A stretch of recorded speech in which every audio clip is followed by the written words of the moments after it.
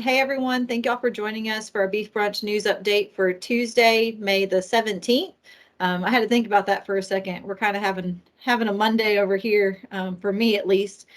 Lee is on the road as he has been the last couple of weeks, headed over to Sabine Parish for his Master Cattleman class.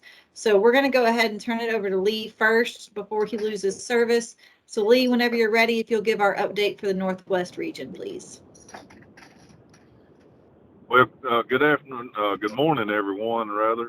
Hope everyone's doing good. Glad to be with you all. I hope my service holds out long enough where we can visit for just a second.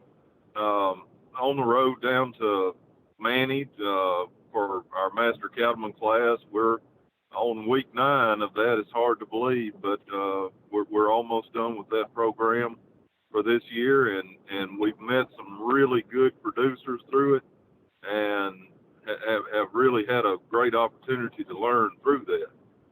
But as you're traveling around the Northwest region, I think the phrase that comes to mind right now is hot and mostly dry and humid. You can throw humid in there for sure. We went from jacket in the morning weather to air conditioner at full blast most hours of the day, with little in between. Highs have been reaching into the lower 90s with fairly high humidity levels, and it's been a shock to the system, I guess you would say, especially my system. Just not a lot of transition there. They're expecting some cooler temperatures in the forecast, so look forward to that. At least some highs in the 80s rather than 90s. What it's also done is it's just knocked the ryegrass and any other winter forages, with the exception of maybe clovers, in the head. It's just brought their production to a screeching halt with these nighttime lows, only getting down into the high 60s or some nights in the low 70s and highs in the upper 90s. So ryegrass season and the winter forage season is definitely winding down in our part of the world. And we're kind of in that transition phase between these winter forages and summer forages, and sometimes this can be a bit of a challenging time to get these cattle fed and having plenty of forage available for them as we transition from one to the other. As far as the moisture goes, most folks would say they probably still have an adequate amount of moisture, but it's not as wet as what we would like to see it. In most places in the Northwest region, it's been about 10 days or so, 8-10 days since the last rainfall event of any significance, and it's starting to dry out pretty good. Talked to one producer just late last week that told me he was baling hay on a tract of land that they ordinarily would never touch until late June, early July at the earliest. They usually miss the first cutting on this place, and so that's a sure sign that things are a little drier than what they really need to be for this time of the year. And speaking of hay production, there has been a lot of hay made in this 8-10 day window of no rain. There has been a tremendous amount of dry hay put up. We still got some people that are putting up some kind of late stage baleage, ryegrass and clover. Talked to a good producer this morning that's in the middle of baling some really nice clover baleage. It's going to be kind of interesting to see what that stuff tests out at when we test it. So there's been a lot of hay made, and everybody you talk to in relation to hay are kind of worried about amounts, which us cattle producers, that's kind of a overarching theme, I guess, with us. Everybody's worried about hay, either having enough while you're feeding it or having enough for next year while you're making it. But there's a lot of folks that are worried that we're going to slip back into some of the drought conditions that we were in the winter, this past winter, and so a lot of folks are really hustling trying to bale some of this ryegrass, even though they know that some of the quality has probably diminished greatly on it.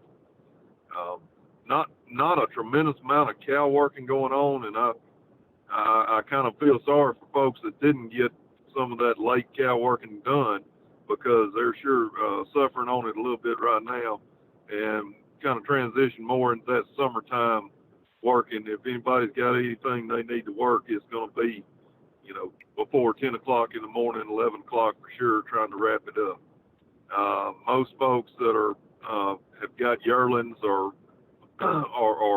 weaned calves on ryegrass have already kind of made a decision on marketing on them. Most have moved off. I'm not going to say all. We still got some people grazing some out here and there, but most of those decisions have been made, and most of the time it's all over with, except the crying in some cases. A lot of people, I think we visited with this on the last news update, really had some higher expectations and anticipations for what these cattle are going to bring coming off these winter forages this year, and it just hadn't materialized. But things are looking pretty good as far as that goes, and we're seeing quite a few of these fall-born calves starting to be weaned, and we're starting to see some of those push to market right there, and meeting with some fairly decent prices for this day and age. The final thing that I'm going to wrap up with, Ashley, is with these fertilizer prices as high as what they are now. Anytime we see fertilizer jump like what we've seen, we do see some folks come out with some soil amendments and some other things that they like to tout as a cheaper option for fertilizer. And I'm not singling anybody out or any product or anything like this. Just keep in mind the old adage: if it sounds too good to be true, it may be. And always ask for the analysis on it. If you have any questions on something, a product that seems way too cheap or way too little of it is being recommended to be put out there, get in touch with one of us. Get in touch with your local county agent. Let's go over that analysis and kind of figure out the rates and stuff like that. And anybody that's selling fertilizers shouldn't be ashamed of showing you an analysis on what their product is. Just, as you probably well know, there's a lot of folks that'll when they see something jump input costs on this fertilizer, they'll use it as an opportunity to kind of market a product and hope people will try to replace that high input with it. And just be careful. There's some very reputable people out there selling some stuff, and then there's probably some stuff that's kind of borderline. So with that, Ashley, I'm going to turn it back over to you if I still have enough service and y'all here. Yes, sir. You were good the whole time. And I'm going to just kind of add to what you just said on new products coming out. I mean, you touched on fertilizer, but with anything, with feed supplements, just anything that you're not sure about, reach out to us, because I feel like we're going to be seeing all kinds of interesting things pop up this coming year. So thank you, Lee. Vince, I'm going to go ahead and turn it over to you for our Central and South Louisiana update. Yeah, and thank you all for having me this week again. Kudos to what Lee said on fertilizer products and some of these other alternatives. I've had several calls regarding use of chicken litter.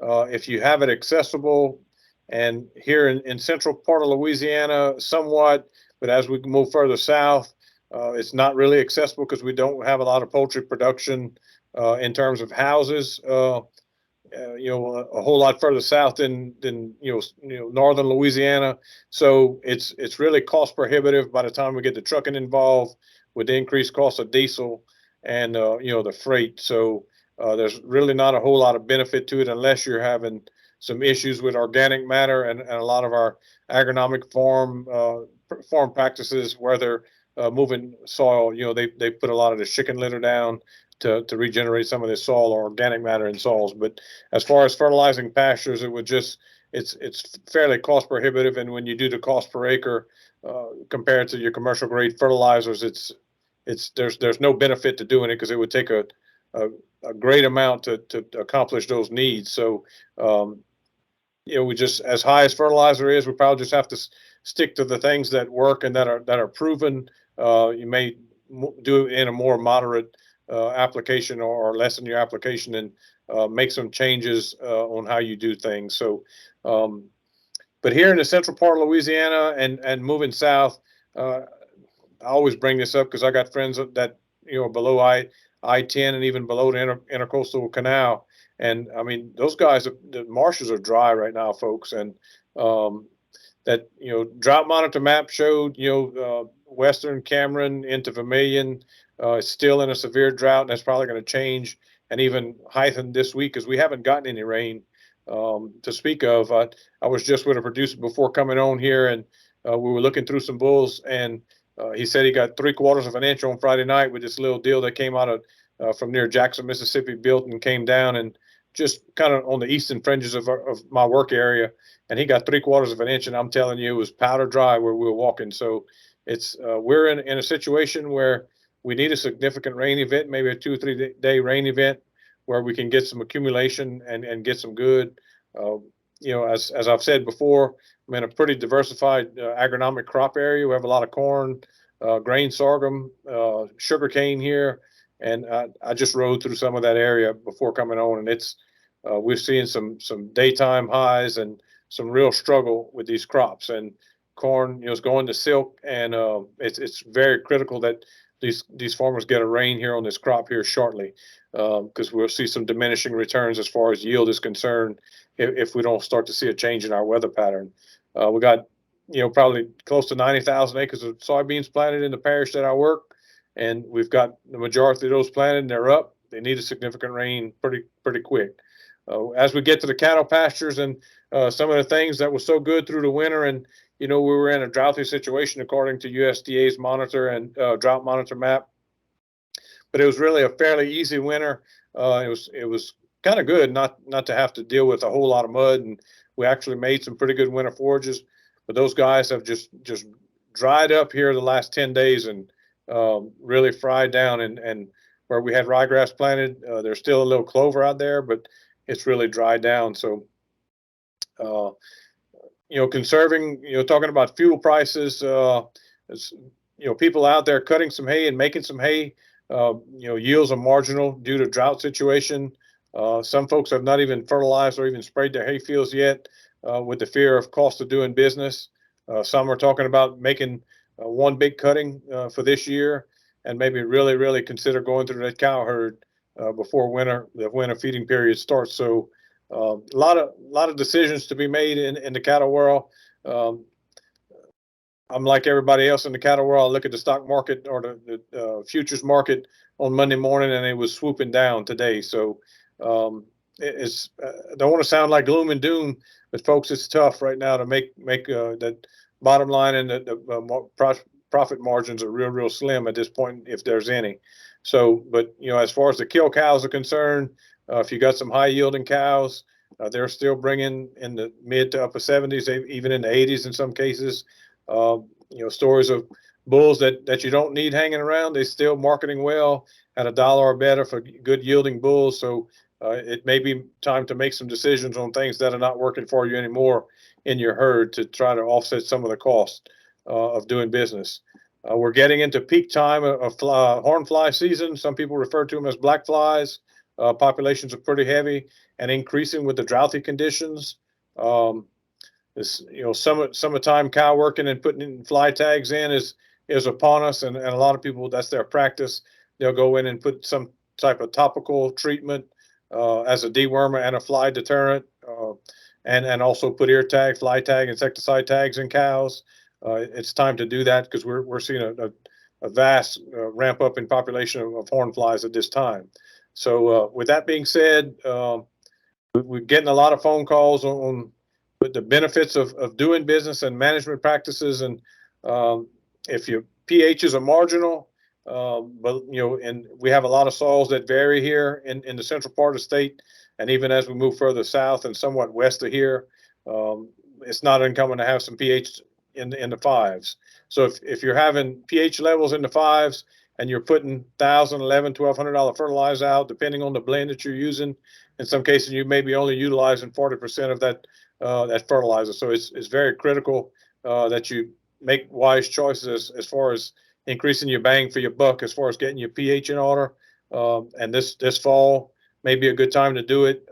Make sure that you have some reliability in your soil nutrients come next spring. So that's about all I have at this point in time. It's just like Lee said, the cattle workings are diminishing. You know, if you haven't done it yet, and I'm in one of those positions. I have not worked my spring calves yet, but we'll try to pick a cool morning as we move forward. Hopefully, these high temperatures of in the 90s give us a break with a change in weather here in the near future. So, just make wise choices and try to save expenses where you can.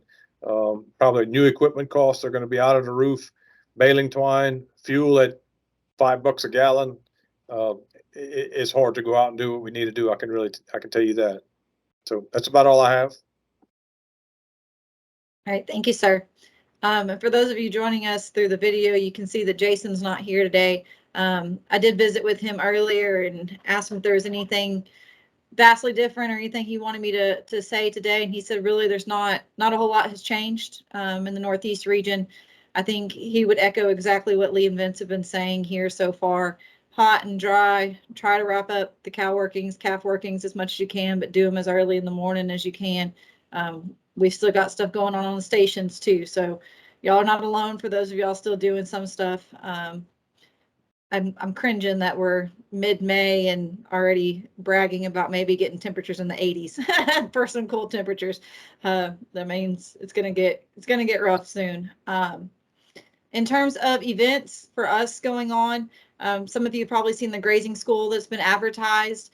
So it is a new event that we have. There's 5 different sessions that are associated with that Grazing School. So when you register for it, you're registering for all 5 of those dates. The registration fee is $150. All of those sessions will take place at the Dean Lee Research Station in the State Evacuation Shelter there at Alexandria. So we have the flyer for that. If you would like a copy of it, you can email me. My information is always in the video and podcast descriptions. I will put the link to register for that up. Again, agents have been sending it out. It's been floating around social media. But the program itself covers everything from soil fertility, soil health, forage production, grazing management, setting up a grazing system and a grazing plan for y'all or for your own operation, weed management, hay and baleage production, economics of grazing. I'm just kind of looking at the flyer. There's a lot that you're going to learn in this program. I'm excited about it. I think it's going to be really good. It is limited to 30 participants. So Dr. Guidry is the one that is coordinating that.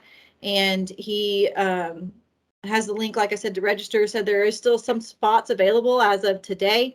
So again, we always record these a day in advance. So as of Monday, the 16th, there were still spots available. But I do anticipate on that filling up. The first workshop is going to be on Friday, May 27th. So that one's kind of coming up. Other dates, June 24th, August 5th, September 23rd, and October 21st. So again, if you want a copy of that flyer, just send me an email. Again, that information's in the video and podcast descriptions. And then the last event that I want to talk about is our next Beef Brunch webinar. To go ahead and put that on your calendar. So it's going to be Tuesday, June 14th. We have Mr. Andrew Granger coming, and he's going to be talking pre-weaning calf management for us. So again, 10:30 a.m. on Tuesday, June 14th. So without Jason today, we don't have any market reports for you other than what Vince and Lee have provided previously. And I think that's all that we have for you today. So we hope that y'all stay cool. Crossing fingers for some rain, and we'll be back with y'all in a couple of weeks.